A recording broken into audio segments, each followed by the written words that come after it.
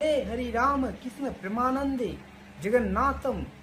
ये क्या हो गया? पंजाब किंग्स কালকে যখন 111 রান করলো ভাবলাম গেল, কিন্তু বুঝতেই পারিনি যে পাঞ্জাব কিংসের যে ক্যাপ্টেন আছে সে শ্রেয়াস আয়ার, যাকে কলকাতা নাইট রাইডার্স তাচ্ছিল্য করেছে এবং পুরো ক্রেডিট দেয়নি। আগেবার যখন চ্যাম্পিয়ন হয়েছিল শ্রেয়াস আয়ারকে কোনো ক্রেডিটই দেওয়া হয়নি, সম্পূর্ণ ক্রেডিট নিয়ে চলে গেছিল গৌতম গম্ভীর। তার বদলা যে এমন ভাবে নিবে ভাবাই যায়নি। 111 রান ডিফেন্ড করলো, ভাবাই যায় না। লোয়েস্ট ইভার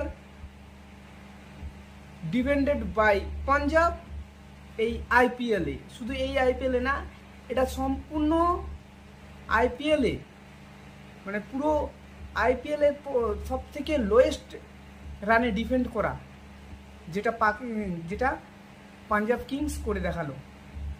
ভাবাই যায় না, অসাধারণ খেলা হয়েছে কালকে, একদম পুরো সিনেমেটিক খেলা হয়েছে।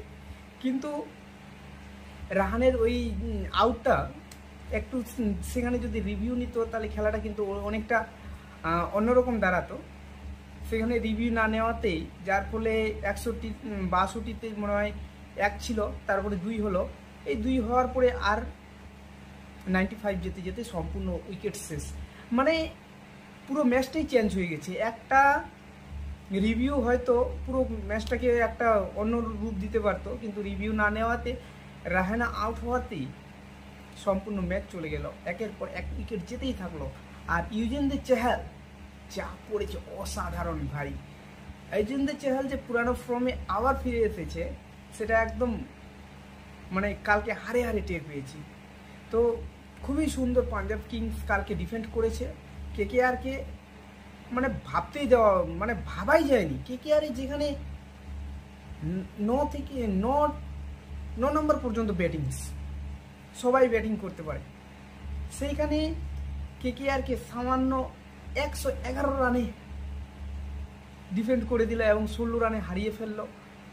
ভাবাই যায় না, অসাধারণ ম্যাচ। গাইস, আপনাদেরকে কেমন লেগেছে ম্যাচটা অবশ্যই কমেন্ট করে জানাবেন। আর ভালো লেগে থাকলে লাইক, সাবস্ক্রাইব এবং কমেন্ট করবেন অবশ্যই। তো গাইস, ধন্যবাদ। আবার পরের ভিডিওতে দেখা হবে। Tata, bye bye.